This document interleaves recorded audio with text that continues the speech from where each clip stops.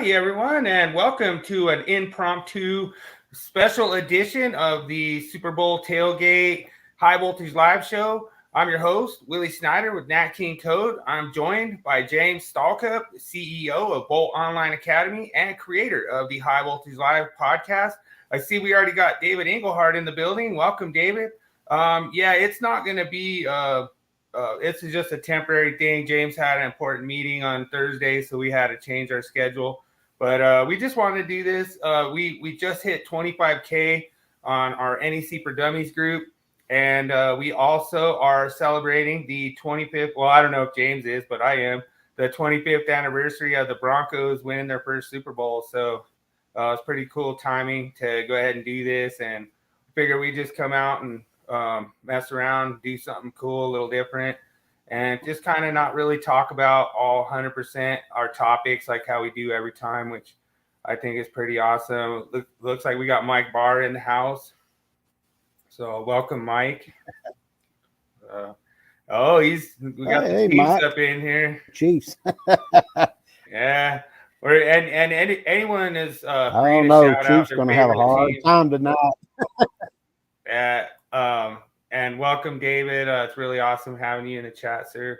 But yeah, this is just a temporary thing we did for a one-time deal. It's really awesome that we're able to bring you guys this content. The way we put it together, James does an excellent job putting it together on his end as far as putting together the graphics, all the stuff that you see as far as our graphics. And there's a little bit of music I'm able to get in edgewise. Sometimes I'm able to get a little bit of my metal in there, but for the most part, James does everything, and I think it's pretty awesome. I think your work's been paying off, and a lot of people have been noticing, and that means a lot to me that I can be part of it and kind of help out with the development of the education in the electrical community, and it's really awesome. So, and especially thanks to Mike for showing the other side, the utility side, because we don't really have much of that knowledge. I'm gonna log off for a second and try to reestablish a connection because I'm not getting a good connection. Go ahead and keep talking. Okay. I'll be back in a minute. Sounds good, sir. But anyway, so it's been internet over there. It's probably been spotty, but it's really awesome that we're able to bring you guys all these cool topics. A lot of times I'll even test some of my myths around the job site and just kind of ask people, hey, what do you think about this? And that's actually what drove my last myth.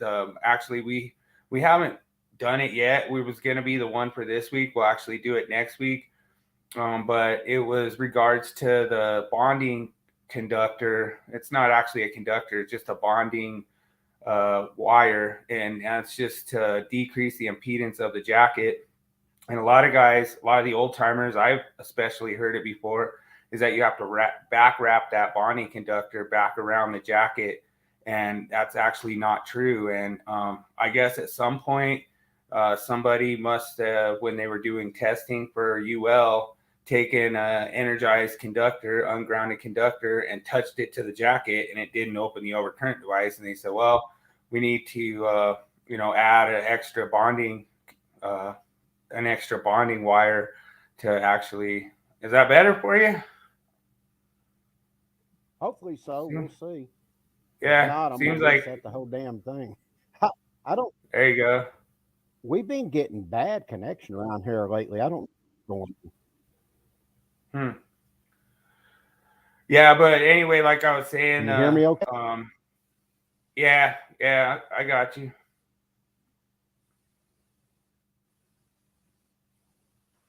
I'm reset the connection. I can't do this.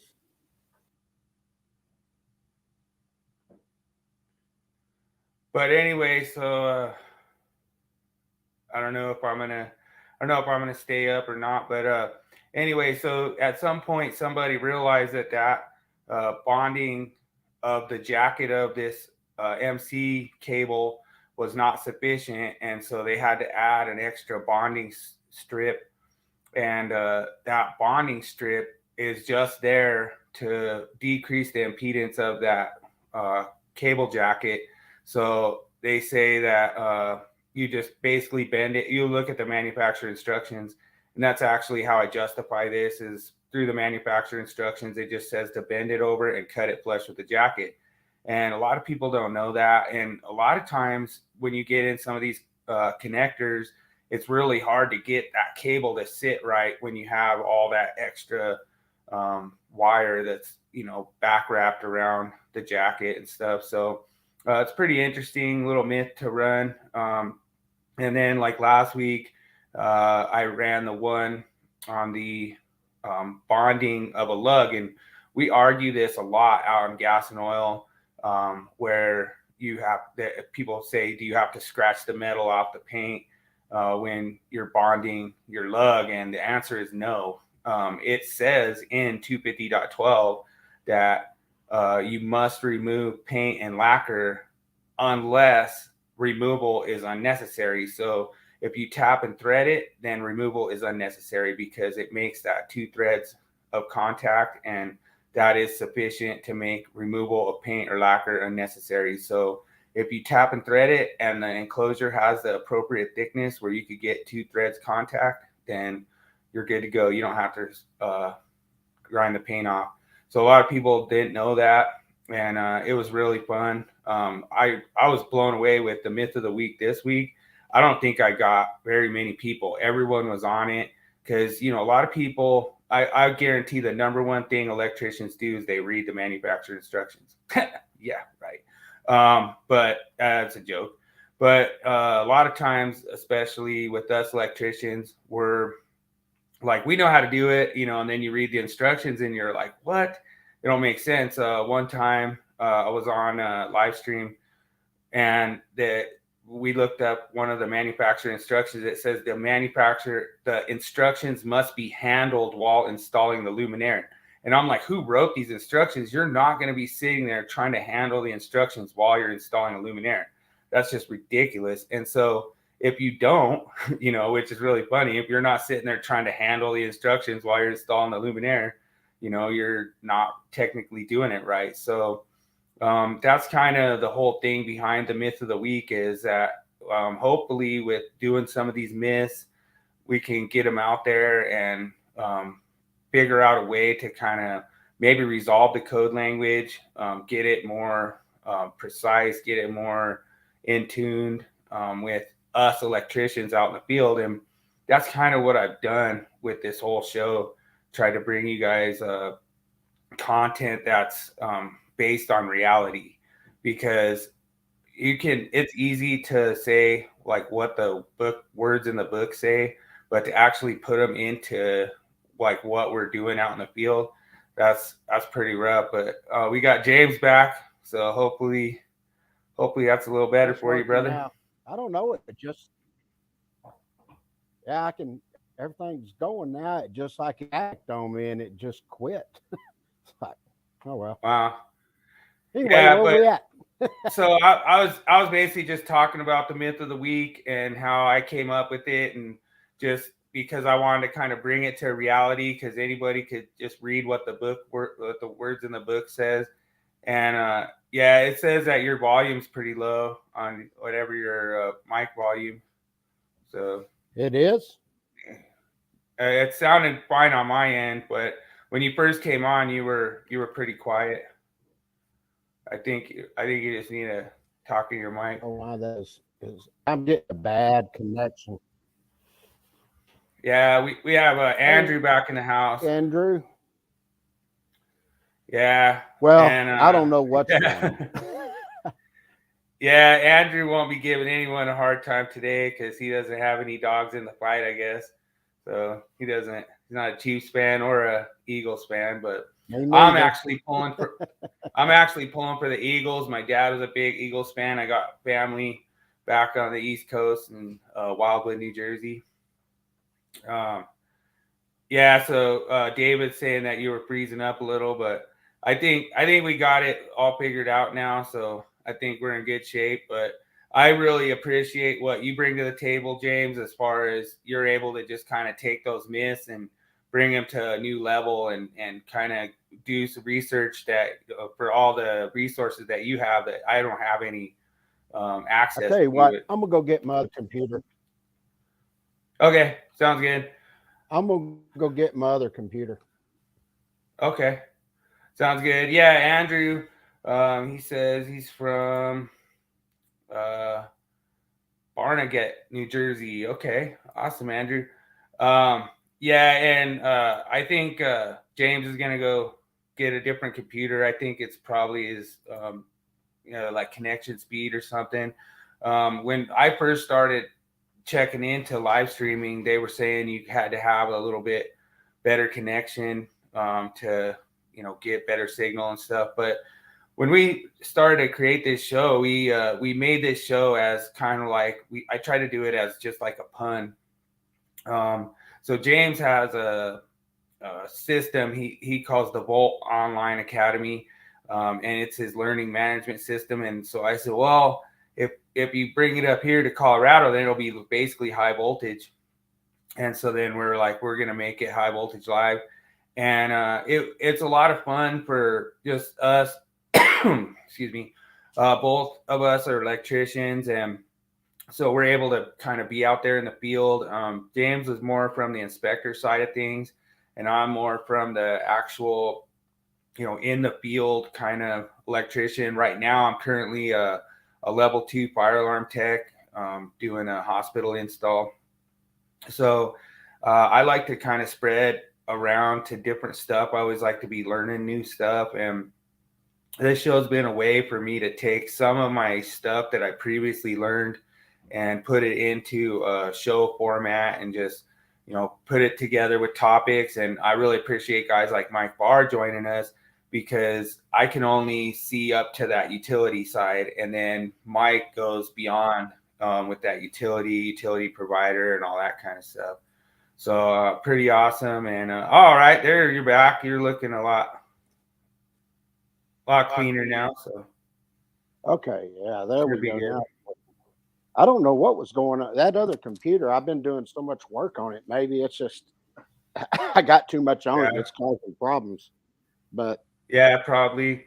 But yeah, I was just talking about how we made this show, and you have the Volt Online Academy, and so I basically wanted to make that kind of joke where it's like we bring it up to the mile high, and now it's high voltage, and we kind of made a few of them little puns and stuff, and like our show is pretty electrifying, so it's pretty nice to have like an electrifying podcast and stuff like that. And so it's pretty awesome that we get guys like Andrew and David Englehart and stuff that join in.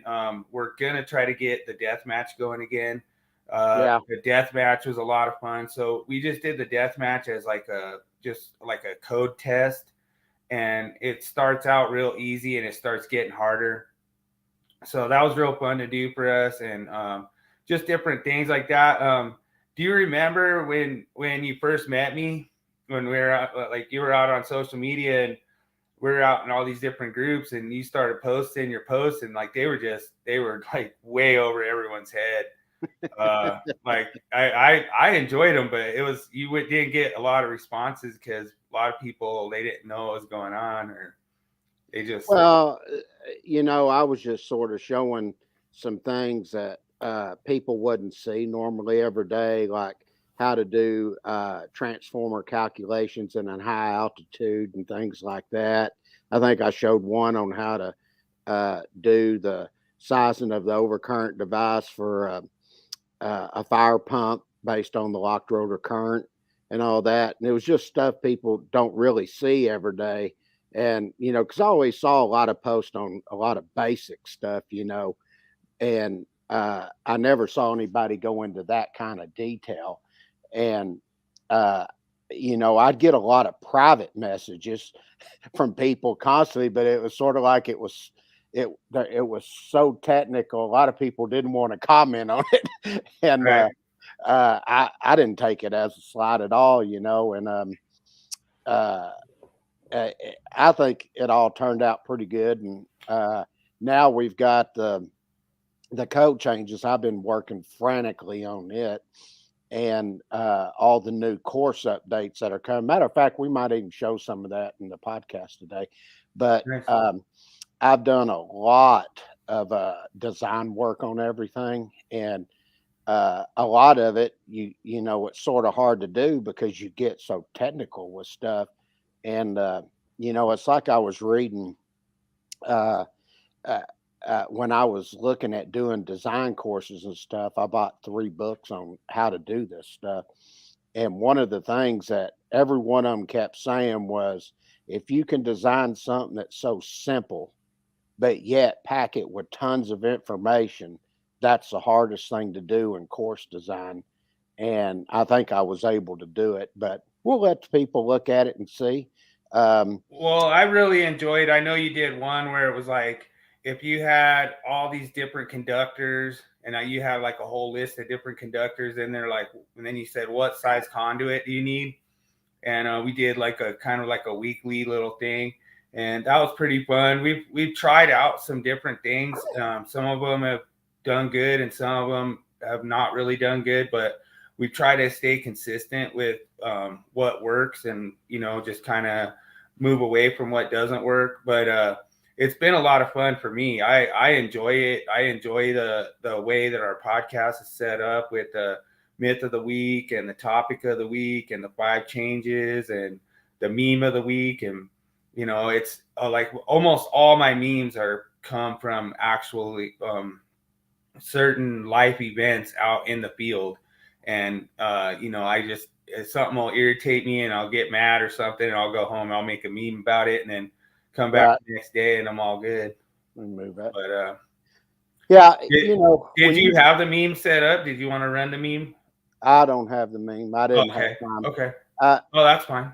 I've had so many things going on this week, and Yeah. Friday I had to go out to Weatherford and do a class. And time I got back just in time to change clothes, go up to the pool hall, and then I got home. And then Saturday I had to go hang out with the kids and do things.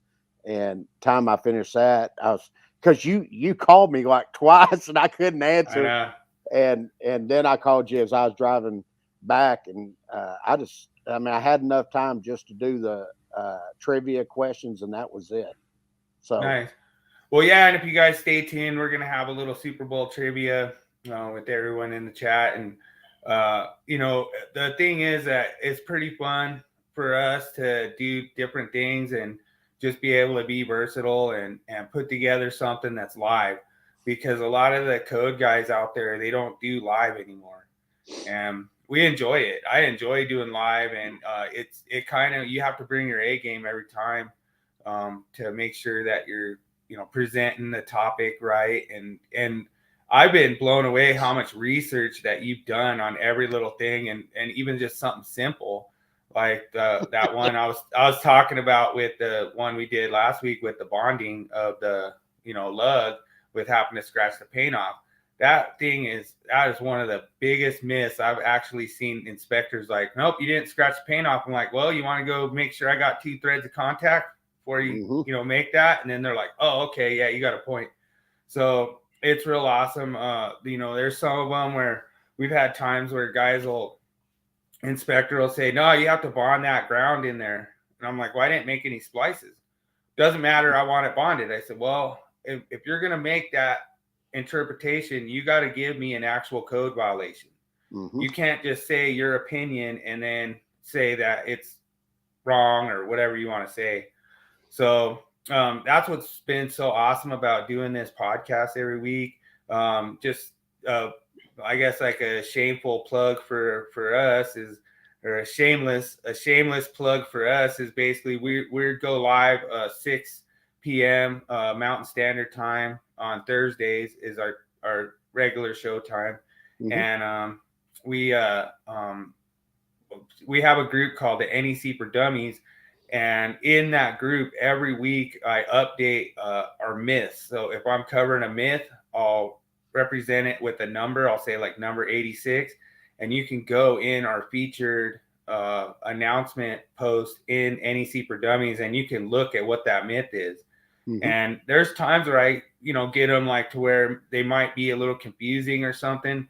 So I can kind of try to clean them up, because that's been kind of my point of trying to bust these myths, is to put them in there, say this is this is the myth, and this is why, this is the code section that makes it wrong or right or whatever, Mm-hmm.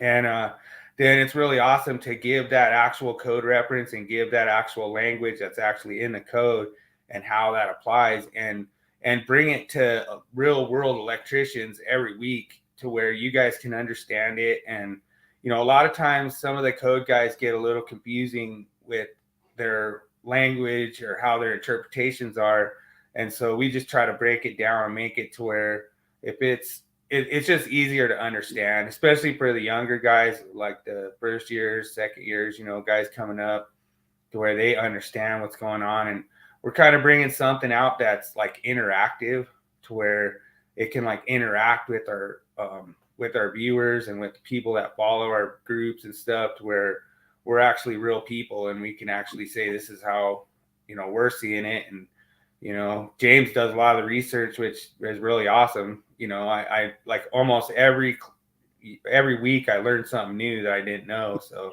Well, pretty awesome. it was just like when you were talking about scratching the paint and all that. When you asked me the question, I said, "Well, wait a minute." I said, "Depends on what exactly you're asking and how you're bonding that in." And I was explaining to you. I said, we did a class for the Department of Energy and Defense at different locations, and we did a custom made course. And I was saying the thickness of that metal is actually in the code, and uh, there's a reason they have thickness for those enclosures, and that's so if you can thread in there, you get them two threads in there, and uh, uh, And I was for everyone's reference, that's actually 250.8A5, I believe. That references the yeah. two threads of contact. But the great thing about doing all that is, that's experience. Dad and I, because we did that class based on NFPA 79, the National Electrical Code, and UL standards, and we tied all that in, and we got all the material to do the course, but we don't sell it as a publication, but we might take and do it as an online course eventually.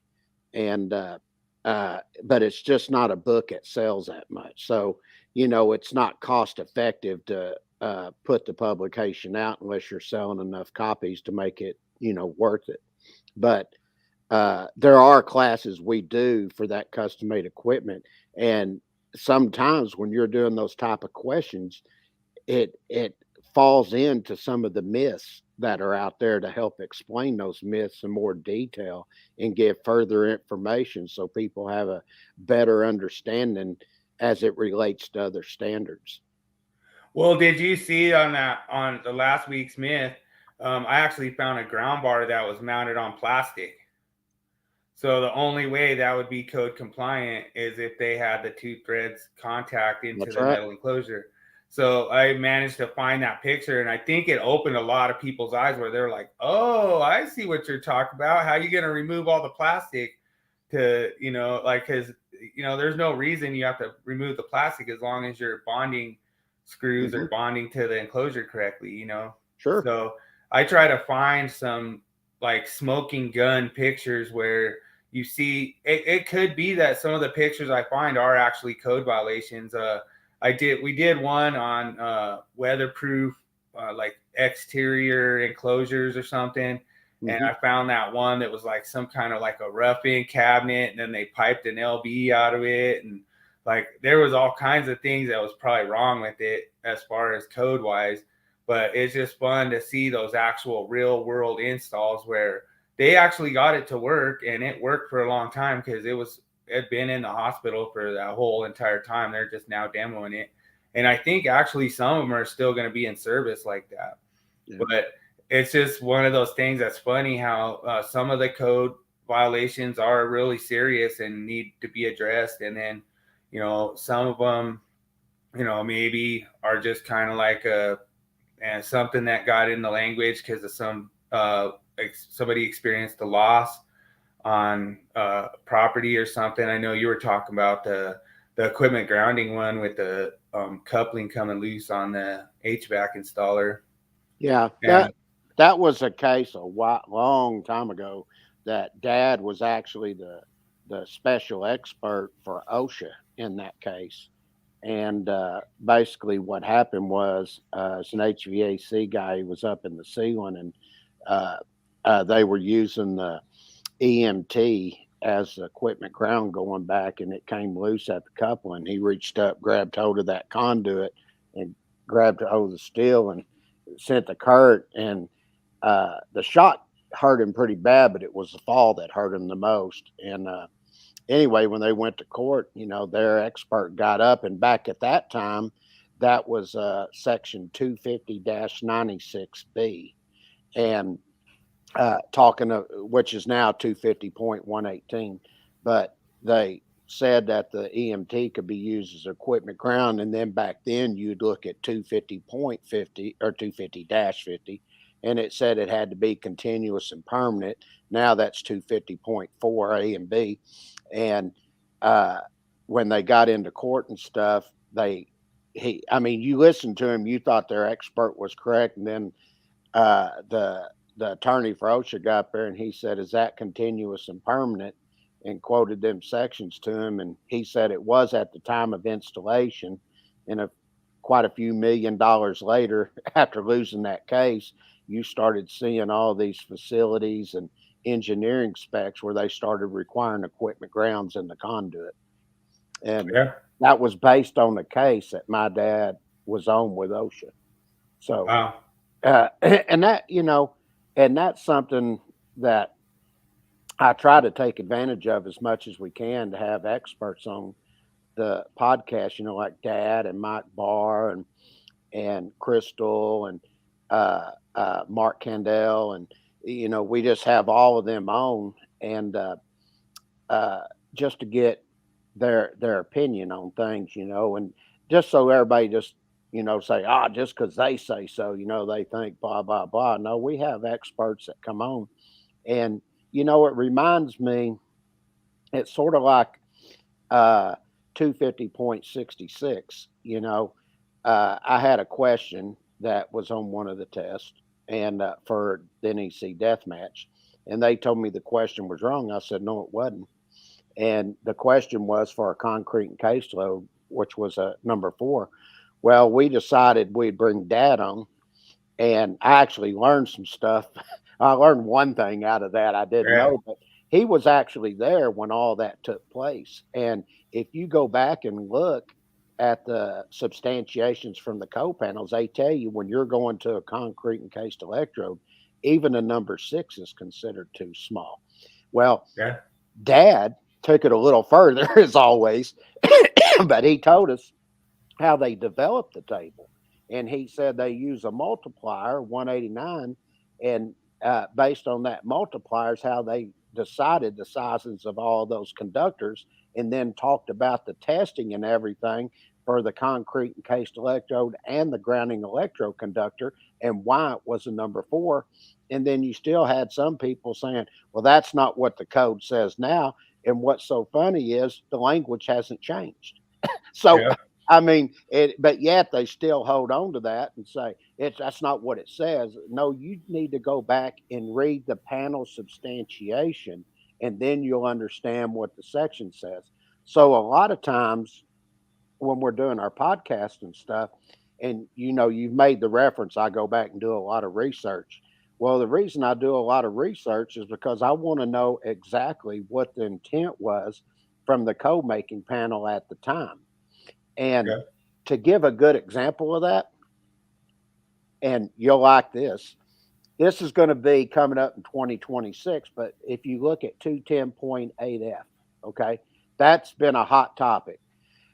Well, for outdoor outlets. Now, when this first come out, I was the first one that was on the groups, and I said, "No, that's not an outlet." And boy, I went under attack right away, and I didn't even know what the attack was going on. at the time. And I said, no. And they said, well, the load side of the disconnect is your outlet. And I said, no, it isn't. I said, that's a disconnecting switch. And I said, if you go look at disconnecting means it says a device or group of devices, and you look at a device, I said, you going to tell me that the circuit breaker's an outlet? I said, no way. And so Mhm. then they moved it to here and here and here, and I argued with them over all that and everything.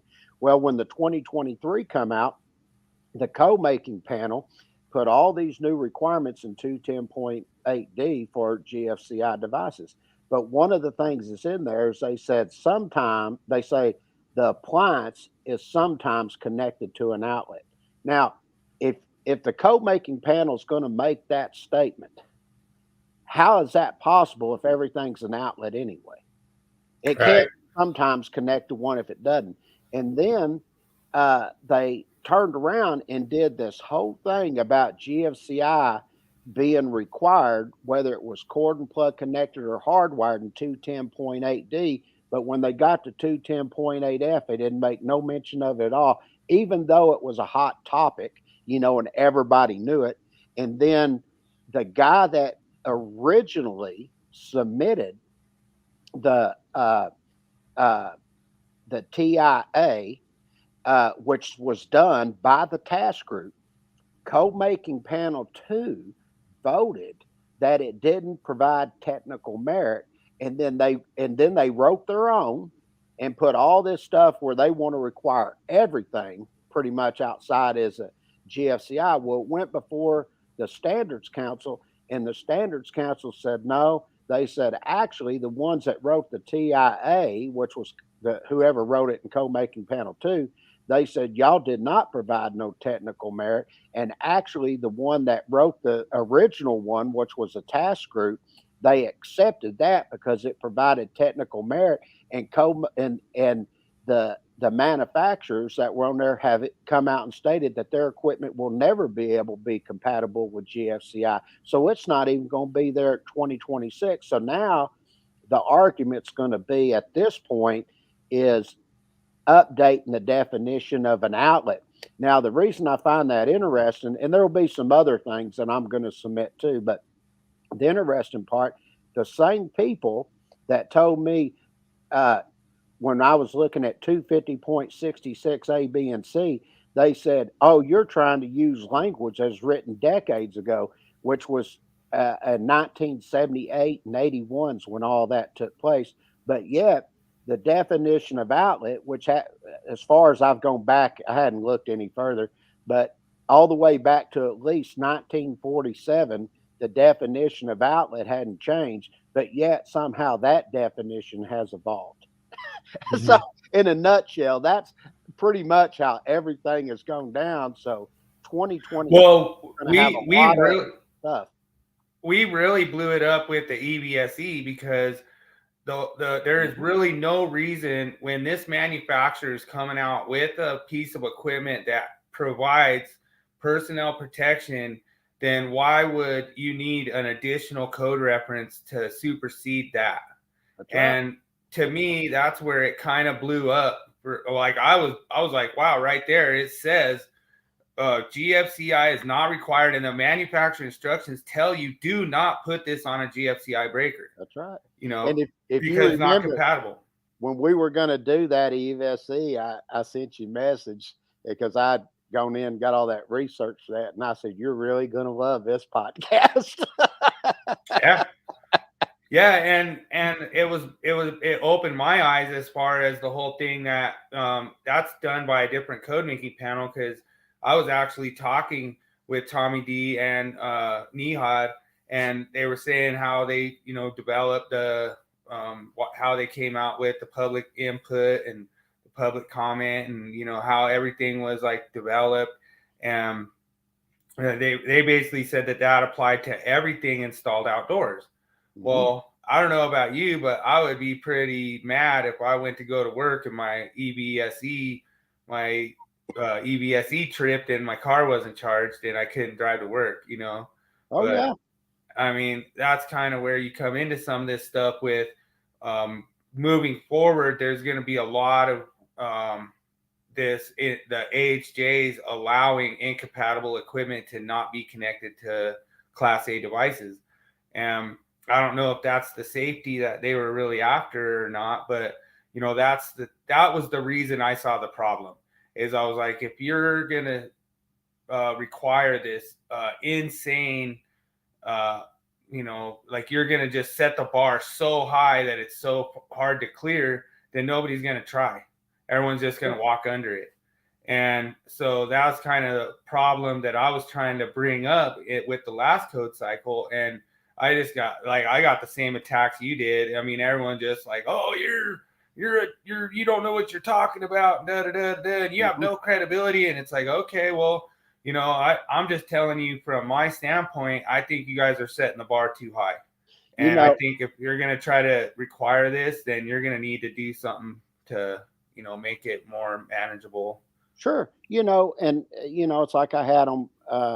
They were arguing with me over doing a motor calculation, and I'll give somebody, especially with the 2023 coming out. This will give everybody a little insight, and I may do a course for the 2023 once I update the calculation portion. But if you go over, I'll just give you a quick problem. But let's just say I have a 50 horsepower, 460-volt, three-phase design B squirrel cage motor, and I'm gonna size an inverse time circuit breaker, just a regular circuit breaker.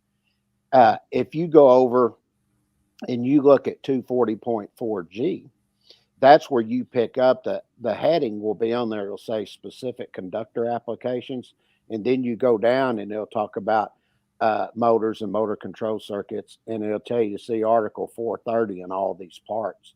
Well, when you go over and look at 430.6A1, that's where you pick up for your amperages, and they actually did some more work on that section right there, and 430.6A2 also in the 2023 NEC. But it tells you anytime you're going to basically size your conductors or overcurrent device, you use one of the tables in 430.4247 and through 250. Now, Okay. since it's a three phase, naturally you go to table 430.250. And if I have a 460 volt motor, you just come down 50 horsepower, it's going to tell you it's 65 amps. Now, this is where the debate comes in. Now, what's going to happen is we used to look at section 430.52C. In the 2023 code, it's going to be 430.52C1. And that heading is going to say in accordance with table 430.52C1. So it won't be table 430.52C, it'll be C1 now. So when you go over there and it tells you that it can exceed the calculated value. Now, here's where the argument they try to make. Now, in our publications, we always tell you you have to have a minimum starting point. So we're going to, in our publications, which we've been doing this, God, I can't even tell you how long it's been in our publications, but ever since they started, however long that was. But we tell you this is the minimum size. Now, you can go lower than this, but this is a starting point. Now, where the argument comes in, when you look at that table, it says maximum. Well, it's the maximum percentage for that table. Okay. So if I picked up a squirrel cage and come across for an inverse time circuit breaker, and I pick up my percentage, it's 250%. Well, if I take 200, I'm sorry, if I take 65 amps at 250%, that's going to give you 162.5 amps. Now, naturally, you'll go over your standard ratings for your overcurrent devices and go look at table 240.6A, and the next size below that's 150 amp. Now, without doing anything, we used to go down to exception 1. That's no longer going to be an exception anymore. It's going to be 430.52C1A and C1B. Now, C1A, without doing anything further, allows you to go up the next standard size, which is 175 amp. Then B allows you for an inverse time circuit breaker, as long as you're not over 100 amps, which we're not, that you can take that at 400%. So you take 65 amps at 400%, it's going to give you 260 amps. It says you can't exceed that calculated value. So you got to drop down the next size below that's 250 amps. Now, they made this argument. Now, this is where it gets interesting, and this is where I'll tell anybody that watches this podcast to go look at this. Now, if you go over and look at your AC units and you go look over at 440.22A, guess what they've done now? Now, if you go look on an AC unit, where you pick up your hacker breaker rating, it's got a minimum and maximum size on it. Mhm. Well, why do they got a minimum? Okay.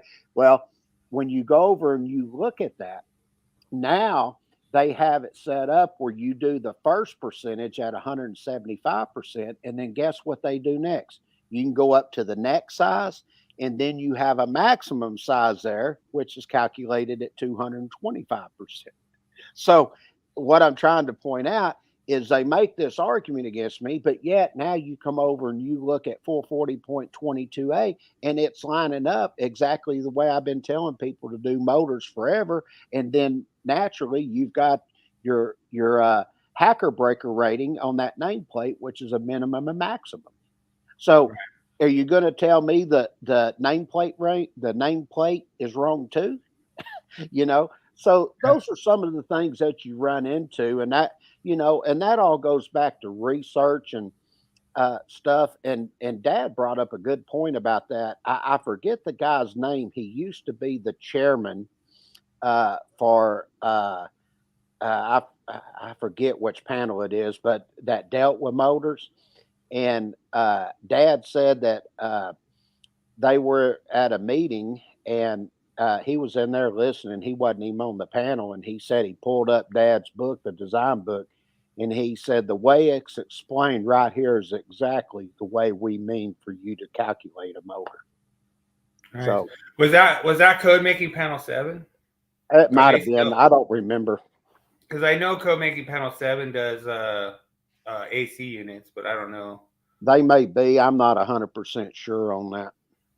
430 and 440. I That could would look make it sense. up, but it's things like that that you have to look at. And one of the things that we did when we were designing our new calculation stuff is uh, we did this in a publication. God, it's been many years ago, and it's a funny story the way it got started.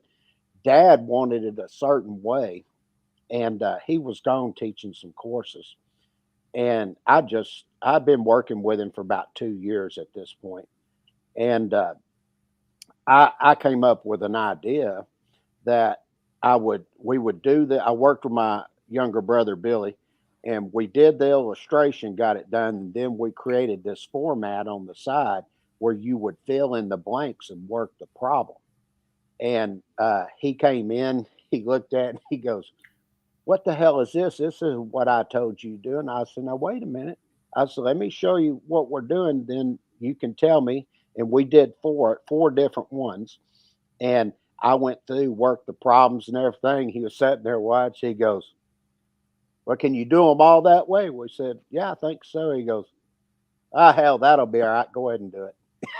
After he was chewing my rear end out for not doing what he told me. That's and, funny. and what is so interesting about it, it was an idea that I had, and that idea ended up being very, very good for the online training portion. And Right. I finally, what was it, about 2 years ago, maybe 3 years ago, I figured out how to actually be able to work the problem online and filling in the blanks and stuff. It wasn't an easy task to figure out how to do it, but now that I know how to do it, we have it for all of them, and I've gotten nothing but rave reviews from people, inspectors, and people like that really, really like that course. Well, So, yeah, and some of this stuff's pretty funny. I know I was making up so many motors that I had that wedge motor design in my head, and I'm like, hey, you want to make a diagram real quick, like right at the end of our show? And I was like, let's make a motor diagram, and I had like all the colors right, what the terminals, what the numbers were numbered, and everything, and it was just as much fun for me as it was for you to put together. And then you kind of have something like we could make like a t-shirt, and it's actually a motor cheat sheet, as far as the terminations. And a lot of times I was telling James, we go out and oil patch, and a lot of times those motors get kind of messed up, so you won't have the numbers won't be on them, or the colors won't be right on them, or whatever. And so you have to know how to like read your meter and figure out where all the points are, and where they which points are supposed to be connected, and stuff like that for high voltage and low voltage. I've actually seen maintenance guys go install new motor and hook up the points wrong, hook up a high voltage to a low voltage connection, and then blow the motor up right away, even though it's brand new.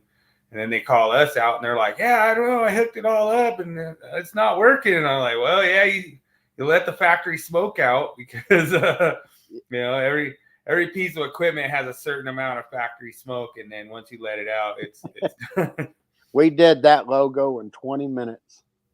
Yeah. That high voltage live logo. Yeah, and that was cool. And it showed it so perfect of like kind of what was in my head. And it's really awesome, like any kind of knowledge that I can share with the younger guys, with the younger apprentices, or with the people coming up in the field. I like doing it. Nobody wants to go sit in a classroom after work. I know I struggled through it. I actually just did 6 weeks fire alarm, and you remember I was calling you on my way home, and I was just like, it just blew me away how hard it was to go to work I was even only going 8-hour day, and then go do another 6 hours at school, and you were asking me questions. I said, hell, I don't know. I don't study that stuff. I don't know fire alarm. we got Joe Sparky in the house. What's up, Joe Sparky? That's funny. Okay, Joe. Yeah, we agree with you. Yeah, that's my saying.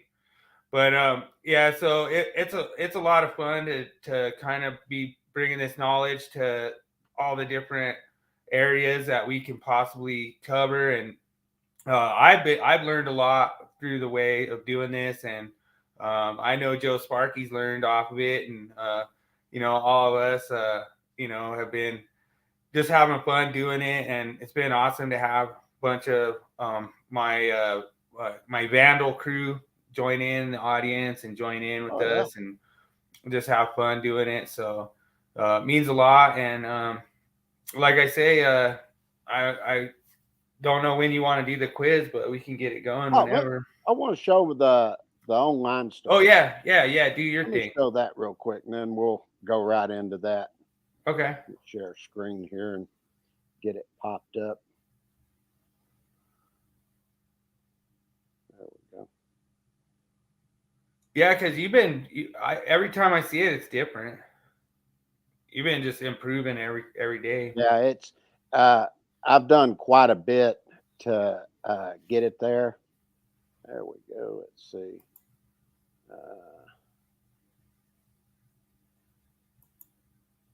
There we go. Let me go to stream. What? Go to system. Lock this screen by selecting.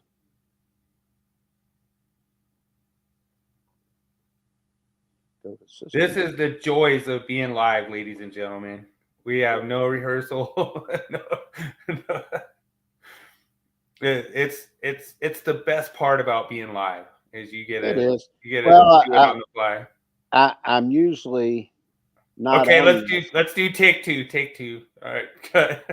No, for some reason it's not letting me share the screen for some reason. Yeah, it's with 2 monitors.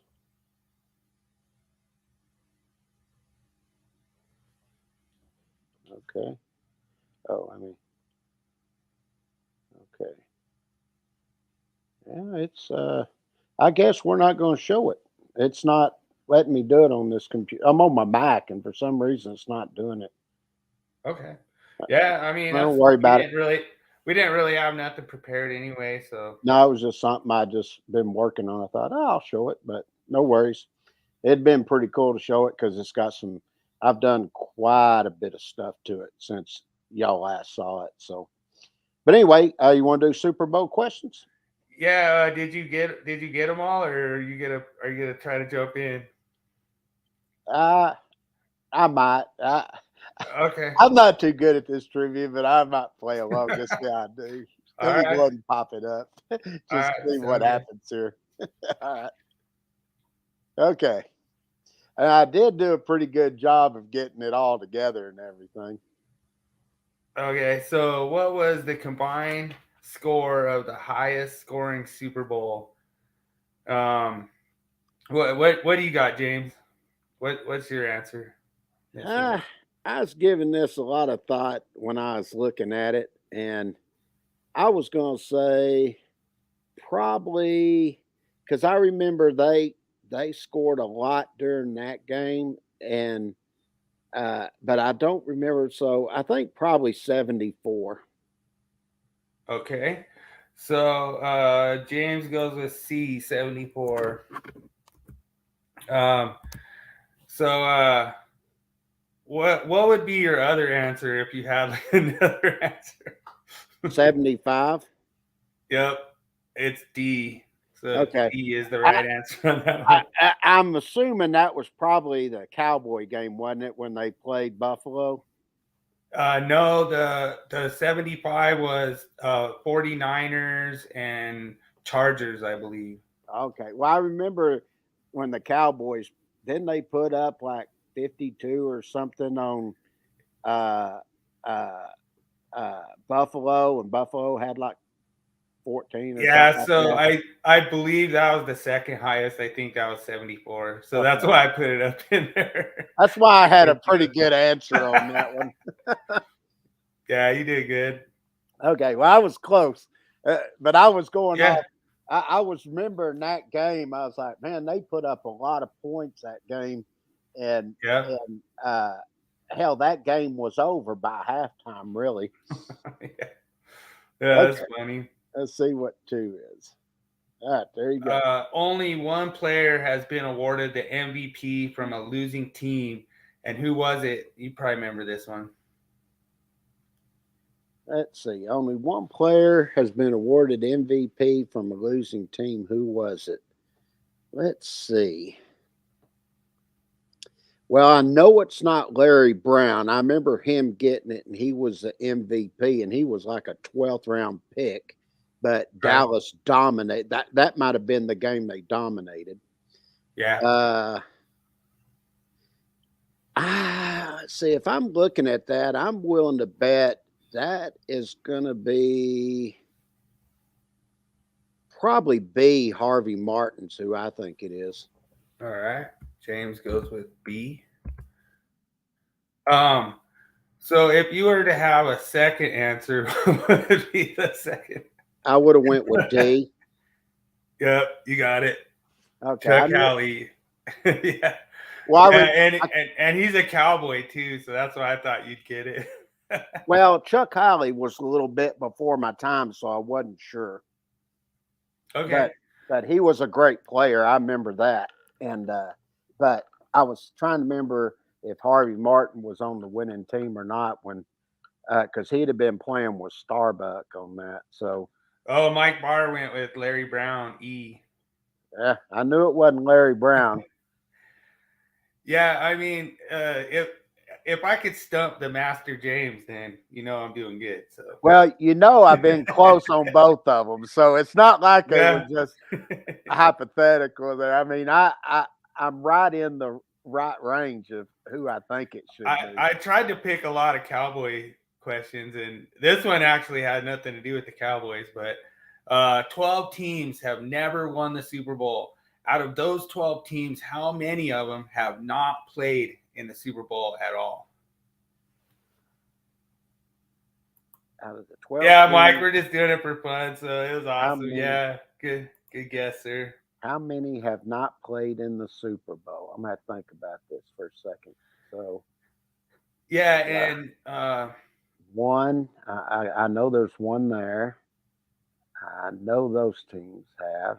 I'm counting them in my head who's been there, and I know they have. So there's one. I don't think they have. That's two. I know they have. I know they have. I know they have.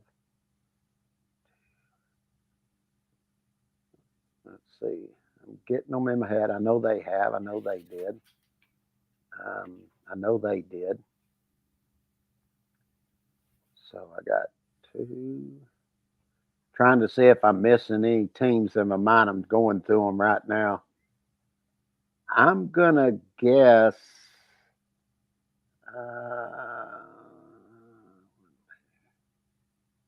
I don't think they have. I'm guessing three.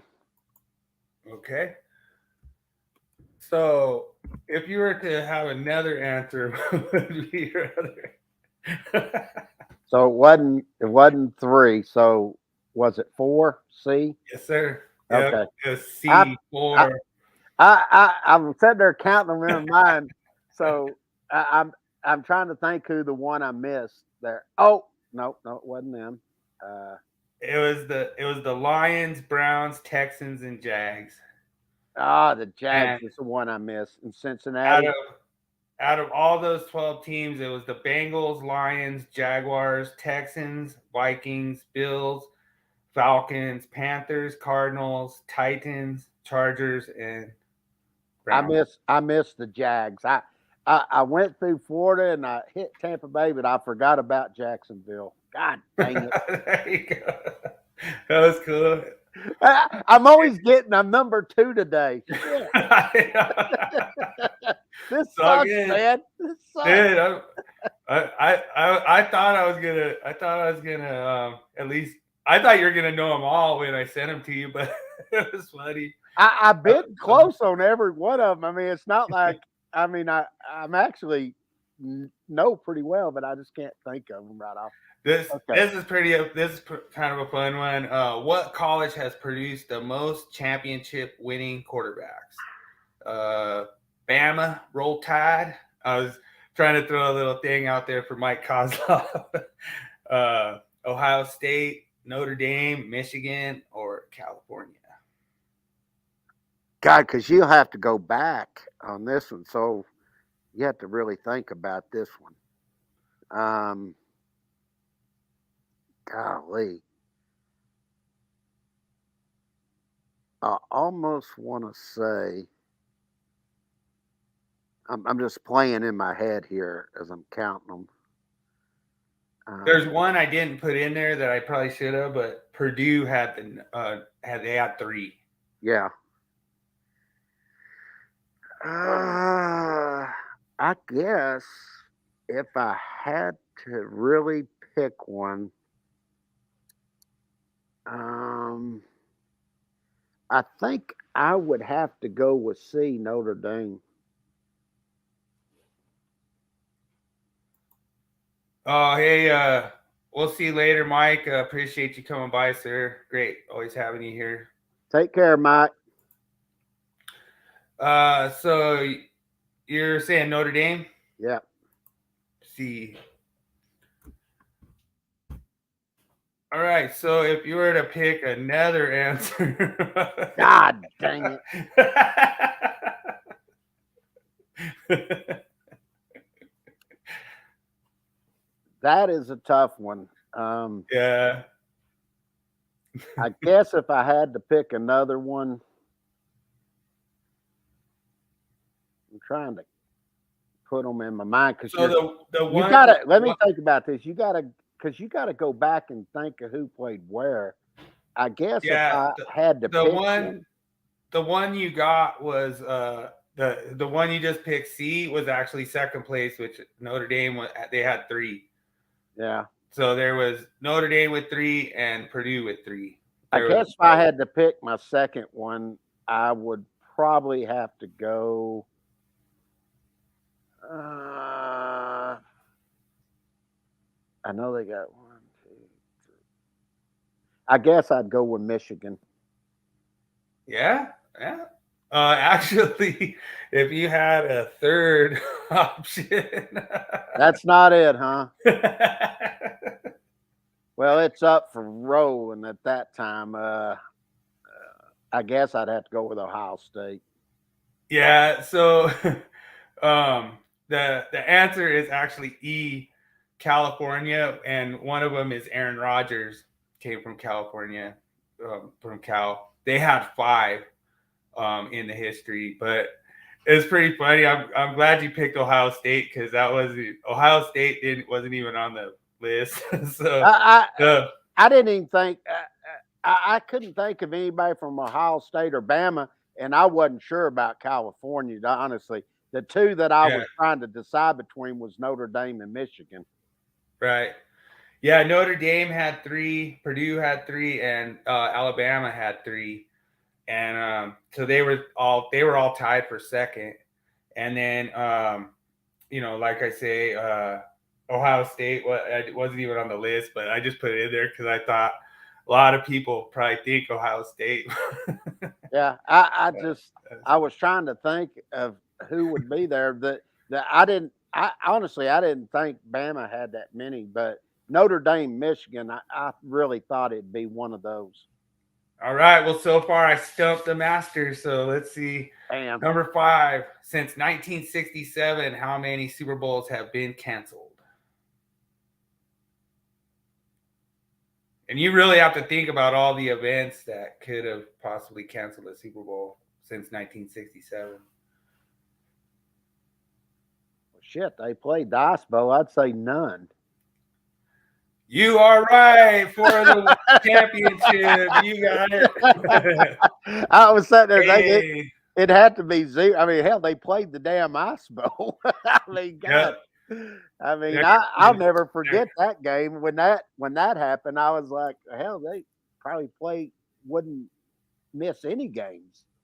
Nah, they didn't. They didn't cancel a single one, but you came through and you got it. So like I say, I was I just was glad I was so able to. close on all of them except for one. I was just glad I Oh, was able to stump you. That was a lot of fun. well, honestly, when you say I look at any answers or anything, I was just putting it in, and I was like, I'm going to try to answer all these, see if how I do on it. But I mean, Yeah. even the Nah, questions you ask, I mean, one of them, the one on the how many quarterbacks. I mean, you got to really think back. I mean, from when it started. I mean, that could have been anybody. I was just in my mind who I knew who had won from Michigan and Notre Dame, and I didn't even think California had that many. yeah. That was the best question of all of them, in my opinion. Yeah. The Golden Bears. Yeah, Golden But Bears. yeah, it's a lot of fun to do this stuff and to do this live stream every week. And I've been having a blast doing it. And a lot of people are like, "Oh, you guys aren't getting many views," and I'm like, I really don't care. We got piped into Chad German's classroom. I really do a big shout out for Chad. He's got a really good apprenticeship program over in Utah. So it's really awesome to have people like that involved with us, and we're just trying Oh, to do the best we can. I can tell you, there's so many people watching it after the fact. Uh, I mean, we get so many views, and like you said the other day, you were out on job. Some guy was watching electrical podcasts and stuff, and he was watching ours. And Yeah, I've been out where I've done classes and stuff, and people tell me that they watch our episodes and everything. After the fact, and and we run through all types of social media platforms and stuff. So there's no telling.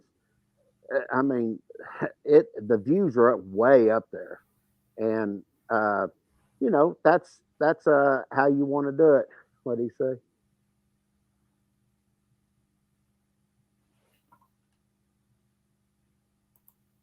75. oh, Oh yeah, David. I said 74 the first time. Yeah. So I posted what James's answers were in the chat so that I could just I only make got sure. one right, but the second shot I got it right. Yeah.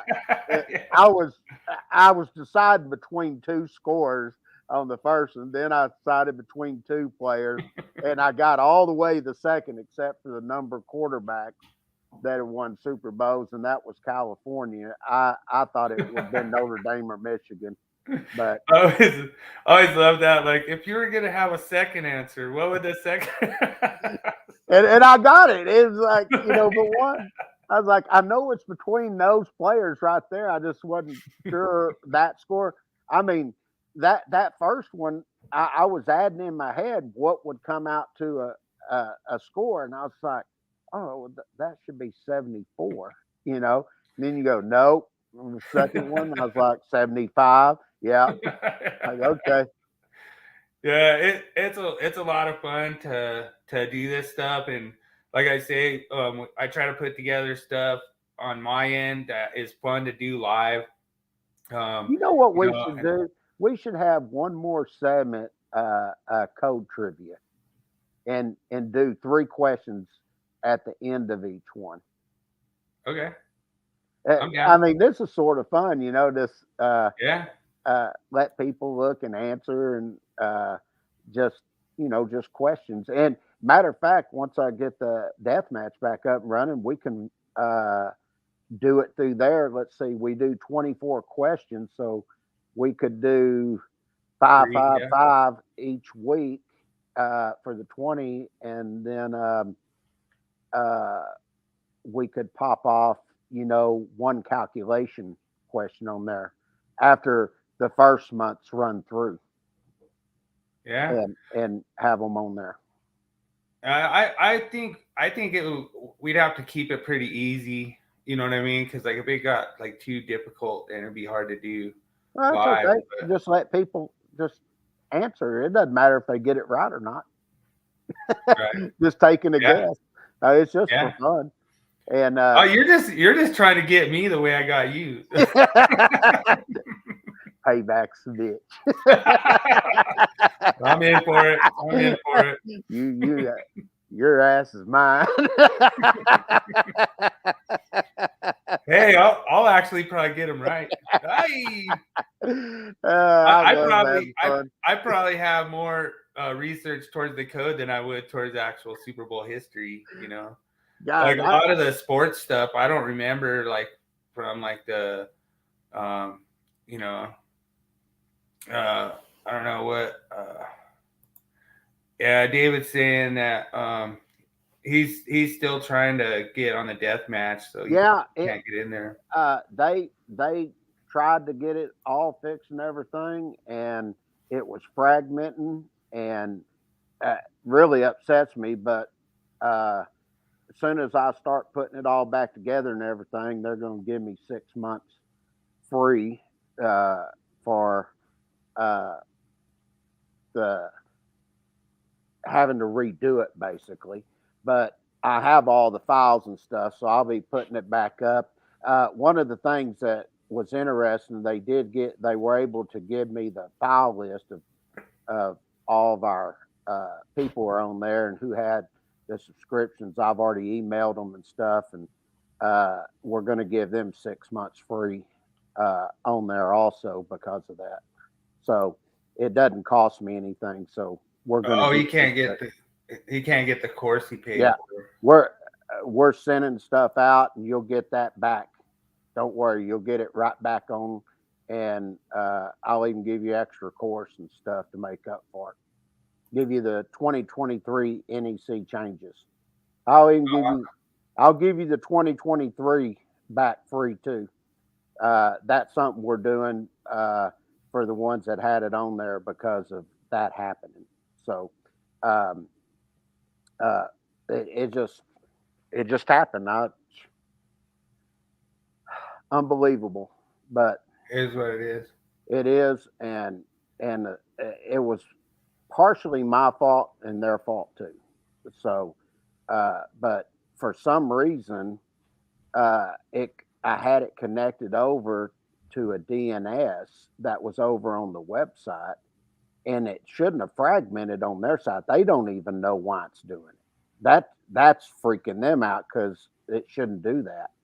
And Right. so uh, the new one, I'm not gonna put no DNS in there. I'm gonna just keep it where it's just a link, and it doesn't run through the DNS and the link site and all that. I'm just going to keep them where they link back and forth, so that'll never happen again. I, eh, when and that's something that I went to a new website builder, and I do have the website and everything, but just that one thing caused me problems, and so now I got to redo it. But it's okay. Uh, we'll once I get it up to 2023, we'll go on first. And there's a reason for that because we'll have a big announcement coming up here within probably a couple weeks, a month, somewhere in there. That'll be coming up. And it's a huge announcement of what's about to take place with Boat Online Academy. So, Yeah, and I just want to let everyone know that follows the Willie Jackerson experiment. I'm going to have my new episode out here probably before the Super Bowl. So I got everything recorded, and I just gotta go produce it. But I'm doing it on the balloon, the Chinese balloon. So there's some interesting stuff. I actually have the audio of the actual planes shooting it down in the cockpit. So well, it's pretty cool. all I know is that is a uh, UFO. Yeah, yeah. Do you know that thing was capable of carrying 7,000 pounds? Really? Yeah, that's crazy. They say that weather balloons are only allowed to carry like 25 pounds or something. Like they're limited for their weight capacity, what they carry. So I thought that was pretty interesting Yeah, fact. that is interesting. Yeah, so I'll have it out here in a couple hours. Awesome. Well, isn't that Yep. pretty good? We had a 25K that had joined the group. That's pretty interesting. Yes, sir. And the 25th anniversary of the Broncos winning their first Super Bowl Yeah. against the Packers. That was 25 years ago. It's hard to believe. And Elway was the quarterback, wasn't Yes, sir. he? Yeah, I Yeah, he remember. did his famous dive flip in the air where he dove and got hit and spun around helicopter. Pretty You amazing. know, I was doing a class in Denver, and we went over.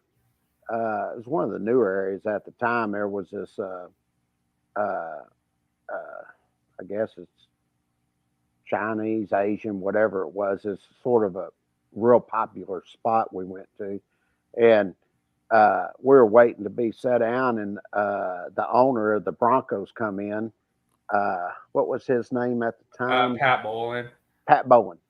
And Oh, Joseph Dumpy in the house from New Jersey. hey, Welcome in, Joseph. sir. Anyway, I sat there and talked to him for about 30 minutes, and just Yeah. talking. I told him, I said, my second favorite team's the Broncos. And he goes, who's your first? I said, that'd be them Cowboys, America's team. And he goes, oh, all right. He goes, you from the Dallas area? I said, oh, yeah, I'm Fort Worth. And we just sat there and talked and everything, talking football and stuff. He's a great guy. I mean, Yeah. he's a real nice guy. And anyway, we just sat there, and my dad was with me when we were out there, and Dad goes, "You just go up and talk to anybody, don't care to you." I was, yeah. Then we were up in Santa Fe, and we went down to eat at that Mexican food place that's right there at the railroad station. It's right there at that station. That I think they call it the station or something like that.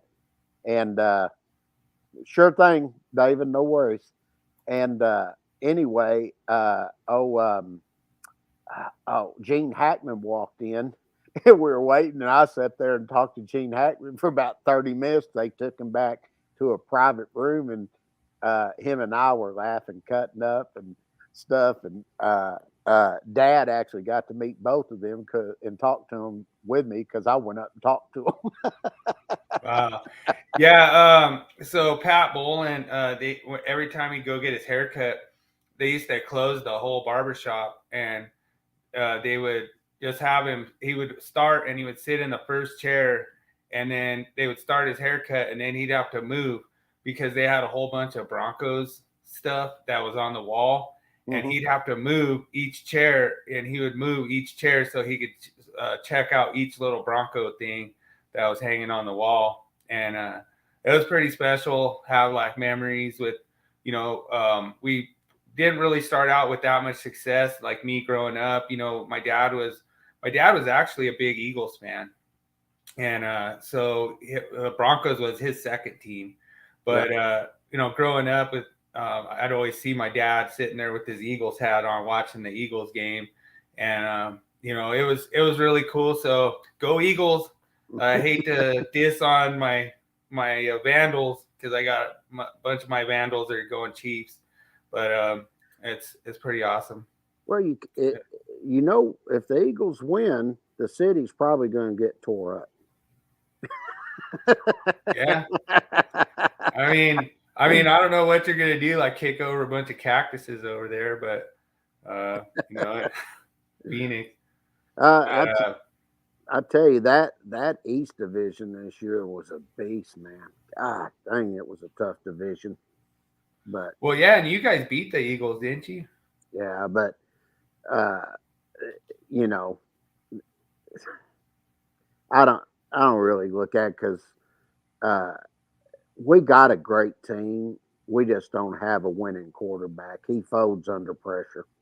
And, right. I was telling Dad, I said, if the Cowboys were smart, this is what I'd do if it was me, but I would try to make an even swap because they're about close in money and try to make a trade for David Carr, the Los Angeles Raiders, and send Dak over there, and I'd get Carr. I think Carr would kill it with that Dallas offense. But I don't know if it word around here is that Zeke's going to have to take a big cut. Yeah, that's a good point, Joseph. Oh, yeah. Ain't much going to get answered today. I was like, shoot, it's going to be a fun day for everybody.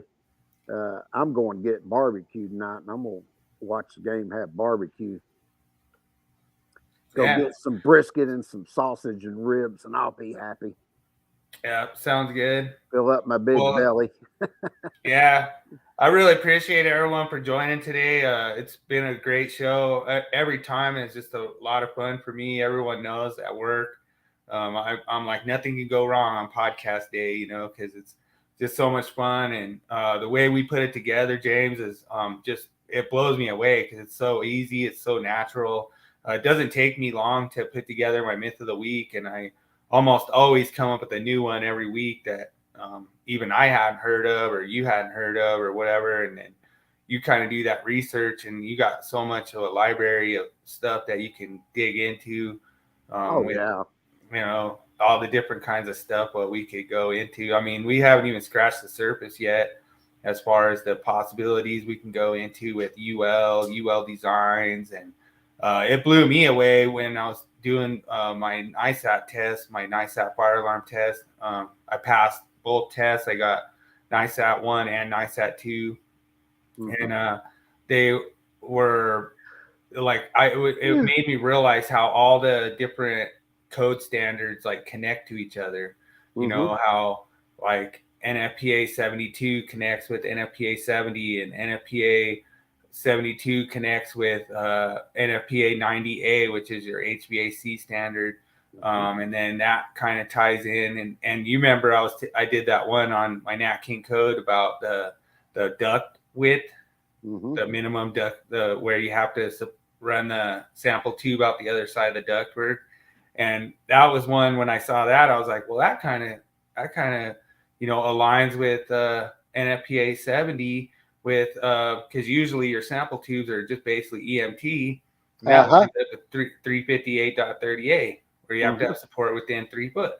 So it meant a lot to kind of tie all these things together. And some of the stuff we've been covering in our groups and in our podcasts and everything, and then to actually bring it to real life and be like, well, that makes a lot of sense. So if you have a duct that's 3 foot or larger, then the sample tube has to penetrate, exit the other side, which that could be any kind of, um, it's not necessarily a wiring method with that sample tube. It could be PVC. It could be, there's a bunch of different sample tubes, but if it's 3 foot duct width or more, then you have to penetrate the other side of that ductwork with that sample tube. So that's pretty interesting. When you talk about the relationship with other standards and everything, it even today more than ever, you really have to know 70E and 70B and all these other standards because there is a direct correlation between them all. And I don't get into the fire alarm side. I pretty much stick with the trio.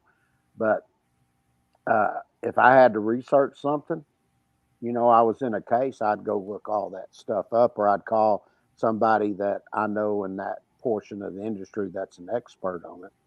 And That would be an interesting thing because received a lot of different calls from people about like liability. So a lot of these different, code YouTube people have been saying that the contractor would be liable for a lot of this stuff. And we've actually ran into a bunch of cases, and I couldn't even tell you one time where I could tell you the contractor was liable for installing something because it's getting inspected, it's getting released by a utility, all this different kinds of stuff. So that'd be kind of an interesting thing to kind of dig into as far as like liability goes, like who would actually be on the hook for, like, let's just say you installed a receptacle at a wrong location or something, to me, that would liability would go back on the inspector, not well, contractor. where it really gets into it is usually in county, is where you get into it. If it's in a big metropolitan area, they're gonna go after the city and they're gonna go after the contractor because they're the ones that have the money. I can tell you because I've done the cases. Right. So yeah, it'd be interesting to see. I mean, like obviously, I would if you were code compliant as a contractor, I think it would be hard to, make that stick on a contractor. It would have to be a direct code violation. yeah, that's usually what it is. It's a direct code violation, and most of the time when I see something that really somebody gets hurt or something, it's usually a grounding issue. Right. So Yeah, we heard all about that grounding issue back in 2007. oh yeah. Oh yeah, I tell you, we've done a lot of different cases and stuff. We've even did utilities, and we've actually had Mike Barr work with us on it because he's an expert in utilities. But we ended up writing a report and stuff. But you can guarantee we knew every aspect of that before we were depoted on anything. So do we have Mike coming up this month? yeah, we'll get him probably in March. Okay. Because I still got to get a hold of Mark. We got to get him on again, and Yeah. and then I think I had one more something I was supposed to do, and then we'll get him on. We'll get Mike on after that. So Okay. it'll be right at the end of February, 1st of March. I know. I have to check my calendar. Let me look here real quick. I know I'm going. Let's see here. Make sure it doesn't interfere. March Yeah, the 2nd. I agree with that, Joseph. That is a good point. Yeah. March 2nd, you will be on your own. Okay. I'm leaving on March the 2nd for my yearly trip to Santa Fe to go skiing, and Okay. we're leaving that evening. So I'll be on the road because we drive up there, and we'll get there late that night, get up ski Friday, Saturday, and Sunday, and then come back on Monday. So Okay. That's fine. I Yeah. will miss Thursday. Maybe I could get Mark, and me and Mark could do hack pictures again or something. Yeah. We had a good time doing that last time. Well, that's something I do every year. We've been going, uh, and it's funny how the trip got started. It started, I don't even know, it's 10, 15 years ago, something like that, probably 12. But uh, we were at bowling one night, bowling league, and my good friend Travis, best friend, he goes, let's go do something. I said, sure. What do you want to go do? He goes, you want to go skiing? And I'd only been skiing once, and and that had been almost 30 years. And I said, sure, let's go. And he said, where do you want to go? I said, I don't know, uh, Breckenridge, something like that. He goes, it's a little far. And he started looking. He goes, you want to go to Santa Fe? I said, hell yeah, I can go for some green chili enchiladas. Yeah, And there you go. uh, so we had bowling league on Monday, and we left on Friday evening and went up there, skied Saturday and Sunday, and came back on Monday. And what was funny was we went up during spring break, and down where we were, it was, I think it was like uh, 58 degrees down at the casino. We were staying outside of Santa Fe, but on the mountain, it was 20 something up there. So we we saw what the weather was. So on Monday, we got up early in the morning and played the golf course that they have there. And then after we finished, then we drove straight back and got back uh, uh, uh, late that night. I mean, we were driving in the morning, and uh, both of us, well, had to go to work the next day. And well, actually, I got to sleep in. He didn't, but he slept on the way back home, and I did most of the driving. But we played golf and went skiing in the same trip. Wow, nice. That's That awesome. was a pretty Yeah. fun trip, but that's how it got started. And then we went to next year and the next, and it's just sort of become a tradition. So this year, more people have joined in going on this trip. So uh, two other friends we have, couples, uh, the guys are taking their wives. He's taking his girlfriend, and I'm the only one going that's single. So Okay. uh, he's like, oh, you ought to take somebody. I said, no, I'm not taking anybody this time. Uh, the last two times, uh, the girl I was with went with us, and he went single. I said, "We're just switching off. How about that?" There you go. Nice. That's funny. I told him, I said, I'll meet somebody out there, and I said, I'll take your new Cadillac Escalade, take them out in it. He goes, No, you're not. That's funny.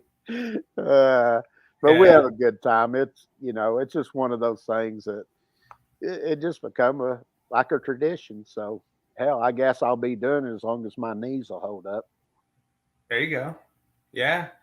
No, that's awesome. And yeah, we'll figure something out for that one. Probably get a hold of Mark and have Mark come on with me. That's always a fun time. Me and Mark.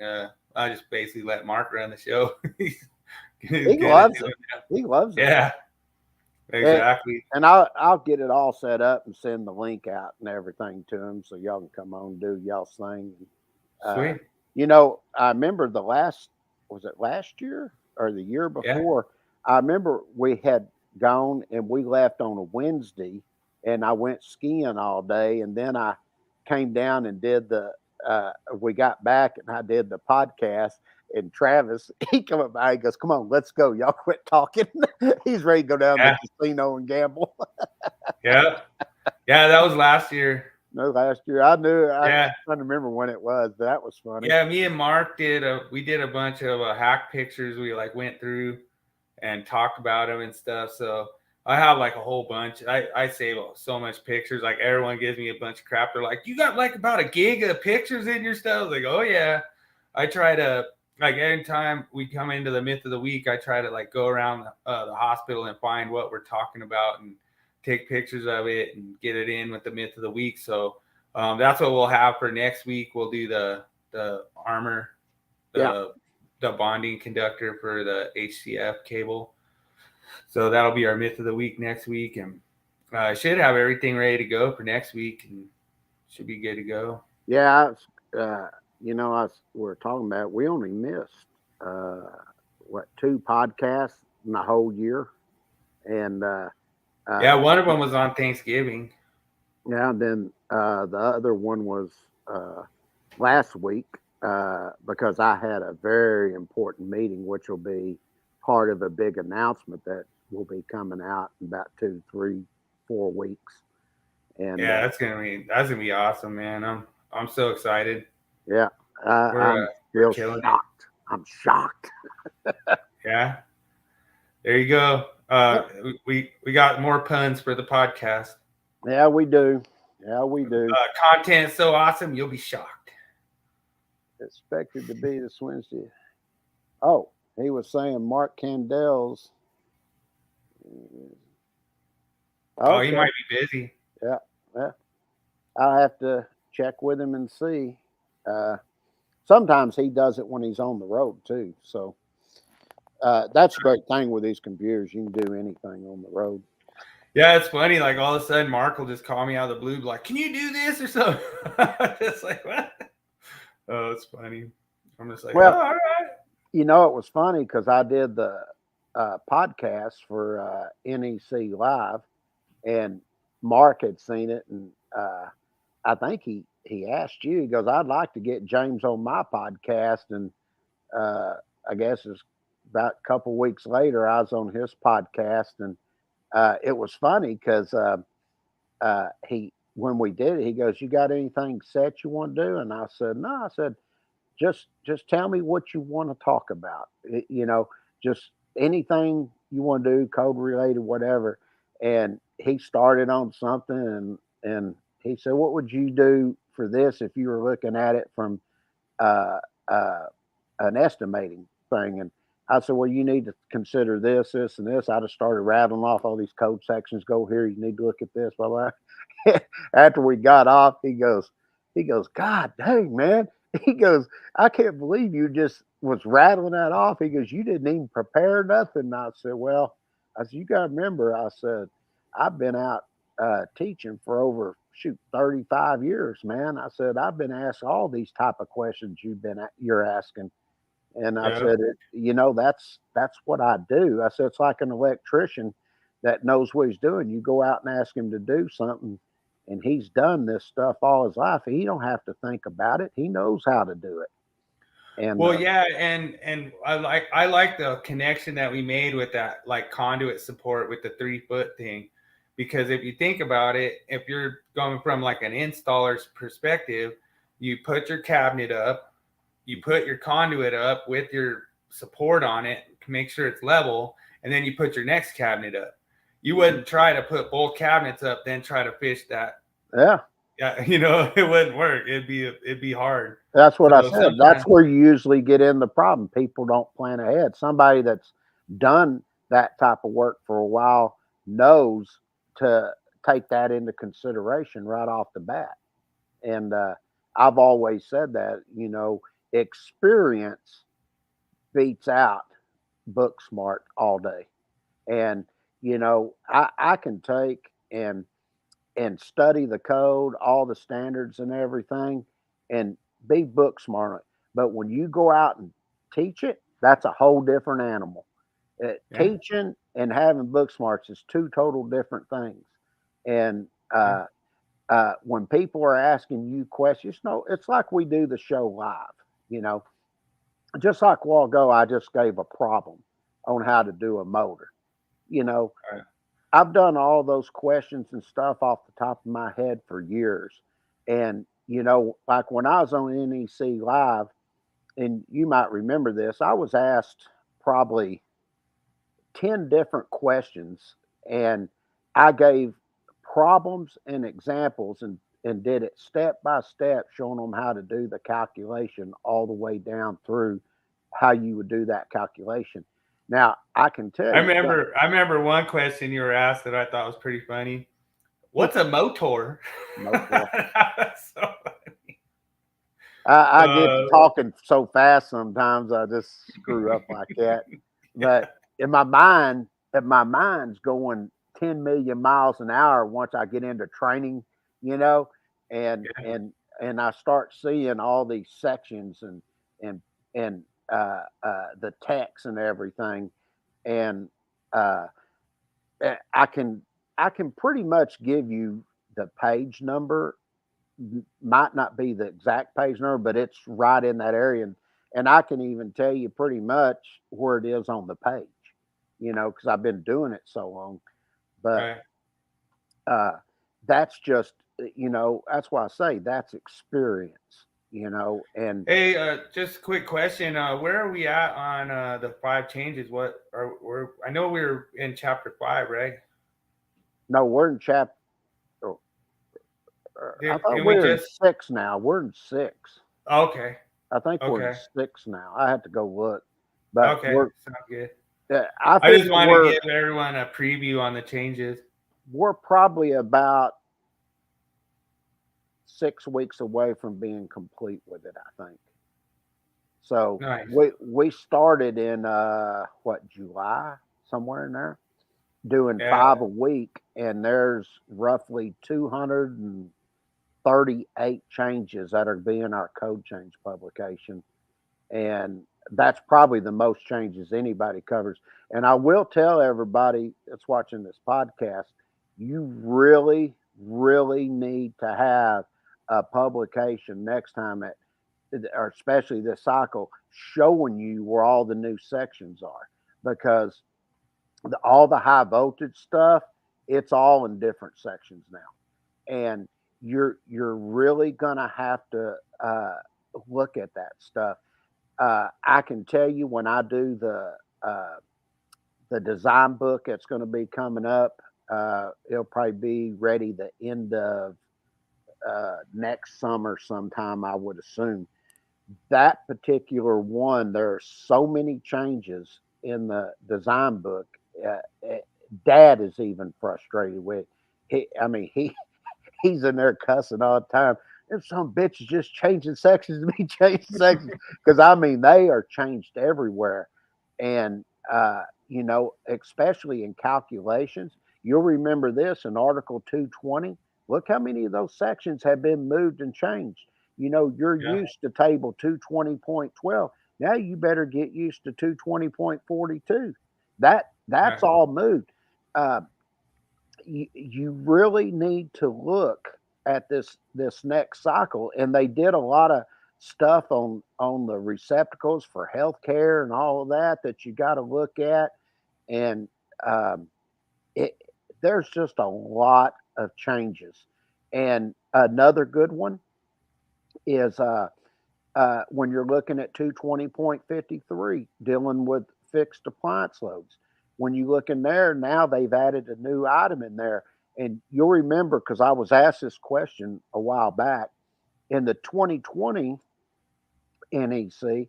I said, when you're doing your electrical vehicle service equipment, it has to fall on the fixed appliance load. Well, now we're going to add that in to our calculations for residential units. And the reason we're doing that is because it's now considered an individual load, like you would calculate for your AC units, your heating units, your cooking equipment loads, and your dryer loads. Well, now you got to do the EVSE separate. It's not part of the fixed appliance load. But until they put that in there, it fell under the 220.53, because there was Hey, no so guidance. just a question for you. Have you done any kind of calculation to see how many code changes I'll get gypped on for the Colorado? I haven't done the hours yet. Uh, Okay. I I just don't want to know. know like ahead of time I'm gonna get gypped on like 20, 30. We'll have a special podcast for that one. Uh, Okay. Depending on what it is.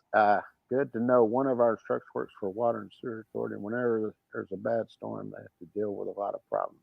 Oh, okay, cool. Um, there's just so many things you have to look at when we're dealing with the 2023 NEC, and it's just like I said, some of the things that used to be exceptions are now full code text. And those sections have moved. They changed table numbers.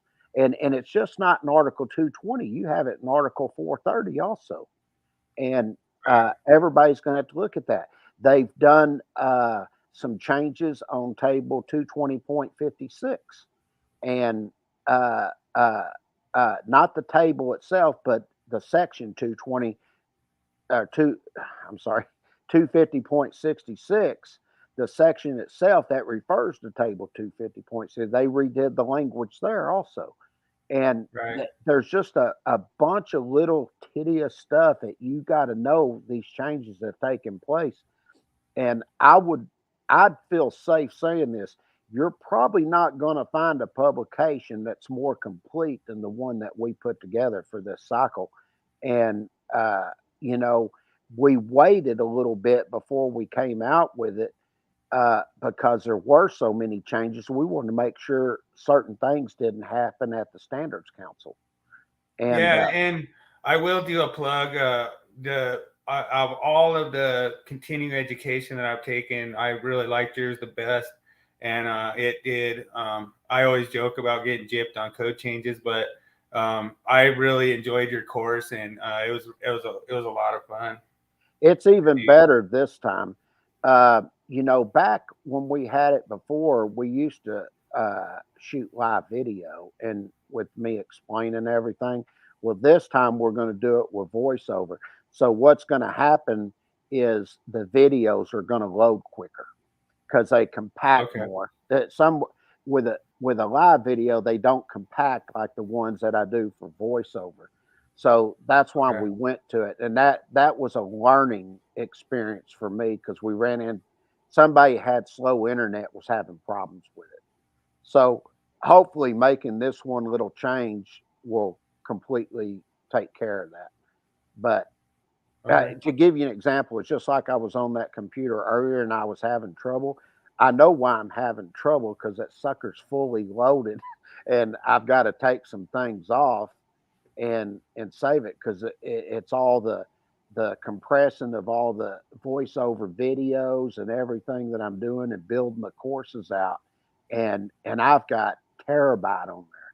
So that tells you how much information that when I'm developing these things, what it takes to develop these type of courses. And it's like I tell people, if you go look at uh, other providers, basically what you're going to get a picture with some text, and then they may have where you can click on the picture and it'll zoom up. Whoopie doo. Well, with ours, you get the publication text, and we show you the 2023 changes, and anywhere that it's changed is highlighted in yellow, and then you come down right below that and you get the illustration.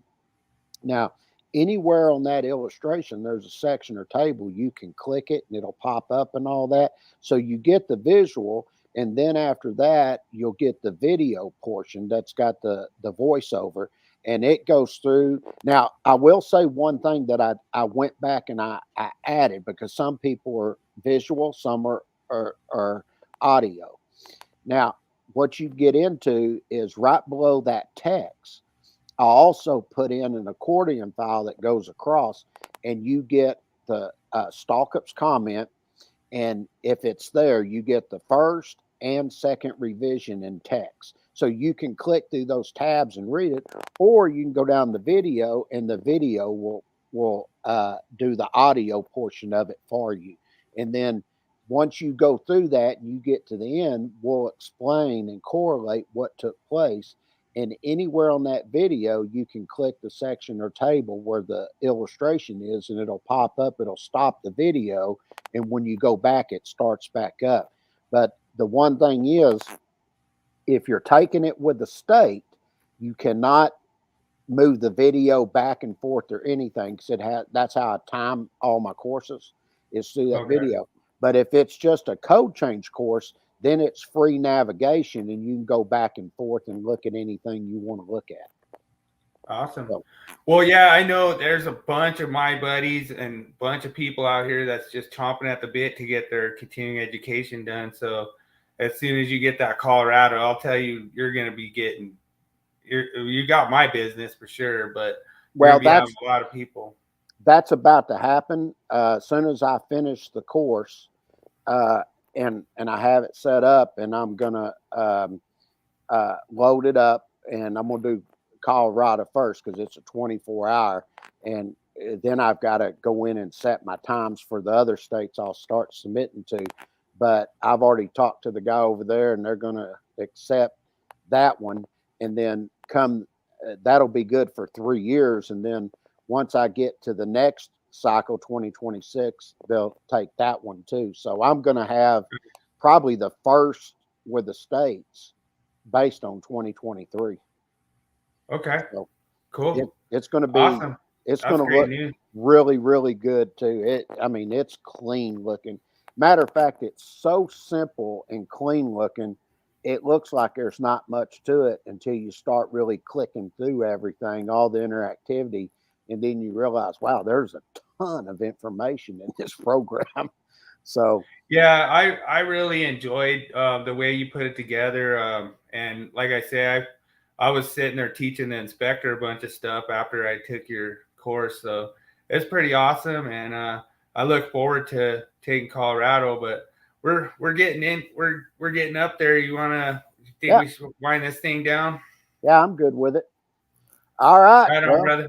we'll see everybody Thursday. For now, everybody enjoy the Super Bowl. Have a good time. Eat well. Just enjoy the rest of your Sunday. And we appreciate everybody that came on, hung out with us today. Yeah. Uh, and I'll get Bill back next time for giving me hard questions I couldn't answer.